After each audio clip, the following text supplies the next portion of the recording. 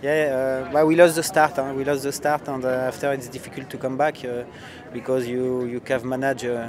After it's difficult to manage a maneuver, you have to push more the boat, and it's difficult. But we come back in the game just after the gate, and I chose to cross Russell on the port side, and I take the left side of the race area, and it was a big mistake, and after it was difficult to come back. So he won the race, and we finished second. But it's not bad. The spirit on board is good, but now we have only fleet races.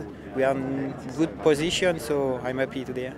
Yeah, but the fleet race, also the first one, it was really great. We took a really good start. We passed second at the pin, and after first at the Leeward gate, so it was great. But it's so difficult because you have to manage the wind, the speed on the other boat, and you have to cross just front or behind some gas. So you have some time to do a big barroway, and we did one just in the race, and after it was difficult to come back on the top, and we finished third at the first one, so it's not bad. It's a good race. And the second one, the start was not good. I had a bit too much windward with the fleet, and I didn't enough room to pass the starting line, so I waited a bit, and after it's difficult to come back because we passed the mark at the 10th position.